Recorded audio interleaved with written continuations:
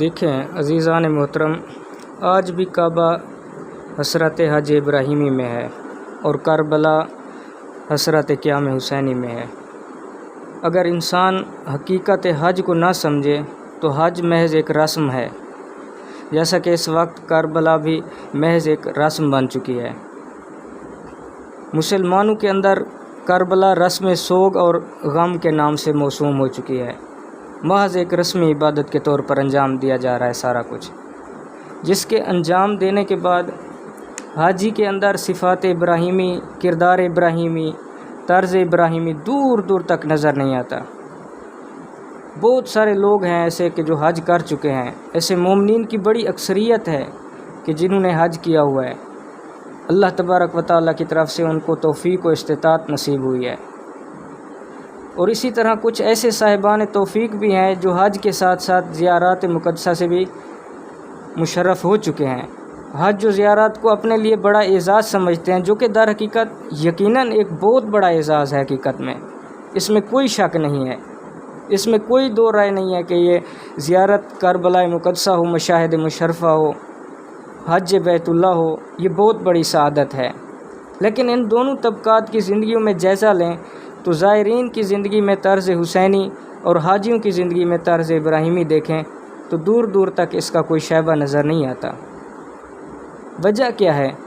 وجہ یہ ہے چونکہ اجر و ثواب کے لیے اور اجرت کے لیے حج کرنے جاتے ہیں۔ حج پر ابراہیمی مشق کرنے کے لیے نہیں جاتے، زیارت پر بھی حسینی مشق کرنے کے لیے نہیں جاتے، بلکہ ثواب کی نیت سے جاتے ہیں۔ امام حسین علیہ السلام نے جب قیام کیا تو اس قیام کے دوران ایسے کتنے لوگوں تک ثواب پہنچایا جو امام کے ساتھ نہیں ہے۔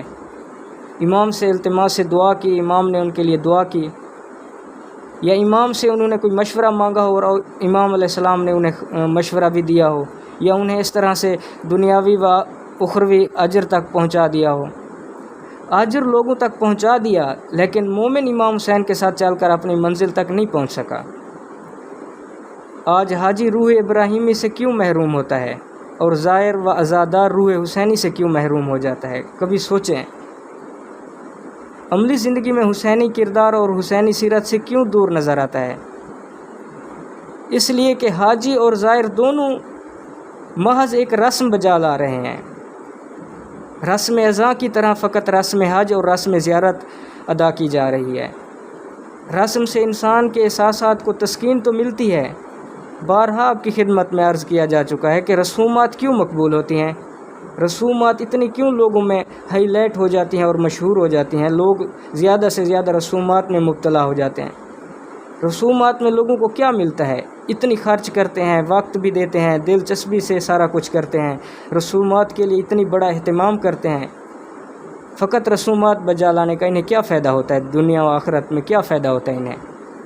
رسومات کا فائدہ یہ ہے عزیزان گرامی، انسان کے اندر جذبات اور احساسات ہیں، اور ان احساسات کو رسومات سکون دیتی ہیں، تسکین دیتی ہیں۔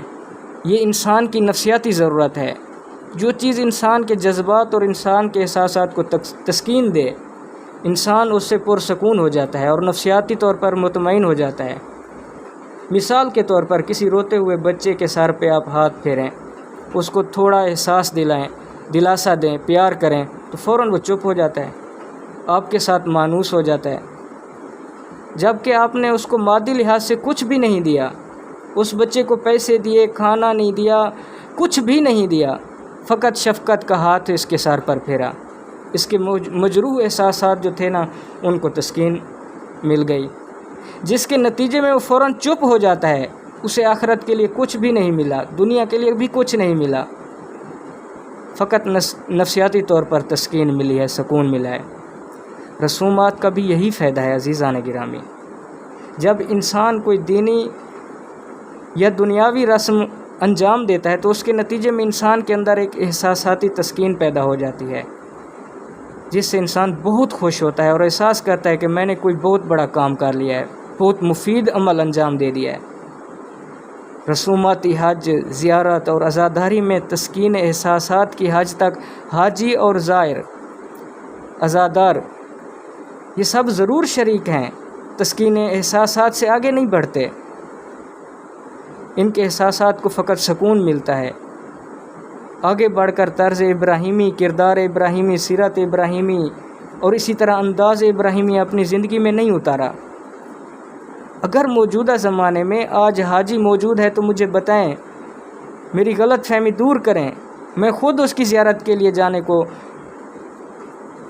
فرض سمجھوں گا۔ دیگر لوگوں سے بھی کہوں گا کہ آپ بھی جائیں، خانہ کعبہ کی طرف جانے سے پہلے اس حاجی صاحب کی ملاقات کر کے جائیں، چونکہ یہ جب سے حج کر کے آیا ہے اس وقت سے اس کی زندگی میں ابراہیمی طرز عمل ہے، اس کی زندگی میں کردار ابراہیمی آ گیا ہے۔ واقعاً کعبہ کی اس نے زیارت کی ہے، واقعاً اس نے کعبہ سے کوئی اجر پایا ہے۔ آپ بتائیں کہ ایسا حاجی کسی ملک میں ہے، پاکستان میں یا پاکستان کے کسی دوسرے ملک میں موجود ہو تو بتائیں، جو حج سے واپس آنے کے بعد ابراہیمی بن گیا ہو، مقام ابراہیمی پہ کھڑا ہوا، چونکہ اس نے مقام ابراہیمی کے پیچھے کھڑے ہو کر نماز پڑھی ہے، اس نے طواف کیا ہے، یعنی وہ راستہ جو حضرت ابراہیم نے توحید کے گرد طے کیا تھا، توحید کے اطراف میں وہ انجام دیا تھا، اس نے بھی اسی طرح سے کعبہ کے گرد 7 چکر لگائے ہیں، حجر کے نقش قدم پر بھی چلا ہے، 7 دوڑیں بھی لگائی ہیں، صفا و مروہ میں سعی بھی کی ہے، پھر حضرت ابراہیم کے طریقے پر شیطان کو کنکریاں بھی ماری ہیں، قربانی کے طور پر جانور بھی ذبح کیا ہے، سر بھی منوایا ہے، سارے ابراہیمی کام کر کے آیا ہے۔ اب اس کی زندگی میں کتنی فرق پڑا ہے ظاہری طور پر، کہ ابراہیمی رنگ اس کی زندگی میں آیا ہے، کہ حج سے واپس آ کر شرک سے بیزار ہو گیا ہے، آزر جیسے رشتہ دار سے بیزار ہوا ہے، اپنے گھر کے اندر جو مشرک موجود ہے کیا اس کو مشرک کہا ہے، اس سے تعلق توڑا ہے، اس سے دوری اختیار کی ہے، اپنے محلے میں اپنے شہر میں جو بھی بت کدہ ہے کیا اس کو ویران کرنے میں کوئی کوشش کی ہے، کوئی بت توڑا ہے، کوئی بت شکنی کی ہے، کسی طرح سے کسی بھی شرک کے مظہر کو مسمار کیا ہے، کبھی کوئی شرک کے خلاف اس نے اظہار کیا ہو، اقدام کیا ہو؟ اگر کوئی بھی ایسا کام نہیں کیا تو یقین کریں یہ حج کر کے نہیں آیا۔ جیسا کہ امام زین العابدین علیہ السلام نے جب شبلی سے پوچھا تھا کہ حججتا یا شبلی، اے شبلی کیا تو نے حج کر لیا ہے؟ تو شبلی کہنے لگا جی ابن رسول اللہ میں نے حج کر لیا ہے۔ تو امام علیہ السلام نے اس سے پوچھا کہ احرام باندھا تھا؟ تو کہنے لگا جی میں نے احرام بھی باندھا تھا۔ امام نے پوچھا لبیک بھی کہا تھا؟ وہ کہتا ہے جی لبیک بھی میں نے کہا تھا مولا۔ امام نے پوچھا اس کے بعد کیا تو نے طواف بھی کیا تھا؟ کہتا ہے جی طواف بھی کیا تھا۔ مولا پوچھتے ہیں کیا تو نے صفا و مروہ میں سعی بھی کی تھی؟ کہتا ہے جی صفا و مروہ میں میں نے سعی بھی کی تھی۔ ہر وہ عمل جو امام پوچھتے گئے وہ جواب میں مثبت جواب دیتا گیا، میں نے یہ بھی انجام دیا، میں نے یہ بھی انجام دیا، میں نے یہ بھی انجام دیا۔ پھر امام نے فرمایا جب تو احرام باندھ رہا تھا تو یہ نیت کی تھی کہ میں لباس معصیت اتار کے، لباس شرک اتار کے، لباس توحید اور لباس اطاعت زیب تن کر رہا ہوں۔ اس نے جواب دیا کہ نہیں مولا، یہ نیت تو میں نے کی ہی نہیں، میں تو صرف قمیض اتاری، اس کی جگہ پر احرام لپیٹ لیا، میں نے تو صرف اتنی کام کیا۔ ایسے جب لبیک کہا تو دل میں یہ نیت تھی، اسی طرح طواف کیا، اسی طرح سعی کی، دیگر مقامات و مواقف میں مقام ابراہیم پہ کھڑے ہو کر میں نے یہ نماز کی نیت میں نے یہ کی۔ جب اس نے ہر ایک کا نفی میں جواب دیا تو امام علیہ السلام نے فرمایا لا تقربت ارجع فانک لم تحج، تو نے قرب خدا حاصل ہی نہیں کیا عزیز، بس تو نے حج ہی نہیں کیا، تیرا حج نہیں ہوا۔ جب تیرے اندر روح ابراہیمی آئی ہی نہیں ہے تو تیرا حج کیسا؟ حضرت ابراہیم علیہ السلام نے جب لباس اطاعت زیب تن کیا، حرم خدا میں قدم رکھا، تو پھر کسی قدم پر حضرت ابراہیم نے فرمان خدا کو نظر انداز نہیں کیا۔ حاجی اللہ تبارک و تعالیٰ کے کتنی فرمان کو، کتنی احکام کو نظر انداز کرتا ہے، اپنے گھر میں، اپنی دکان پہ، اپنے روزمرہ کے معاملات میں، خاندان میں، قوم میں، ملک میں، ہر روز سینکڑوں فرمان اللہ کے پامال کر کے پھر بھی کہتا ہے کہ میں حاجی ہوں۔ کیا یہ حاجی ہو سکتا ہے؟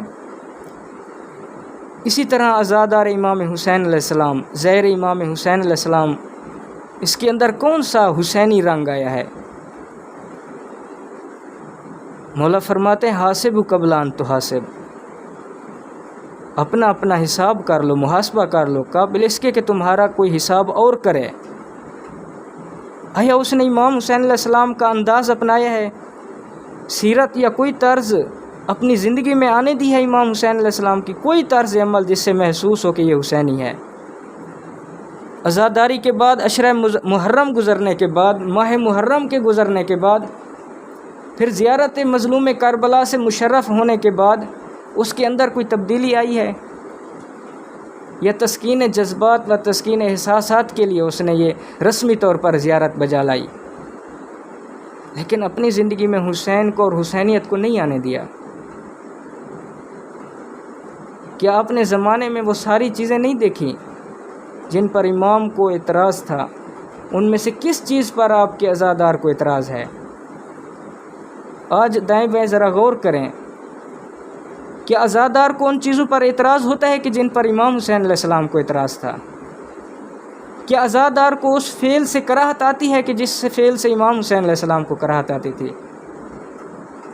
کیا یزیدیت کربلا میں ختم ہو گئی تھی، پھر اس کے بعد یزیدیت کا وجود ہی نہیں رہا؟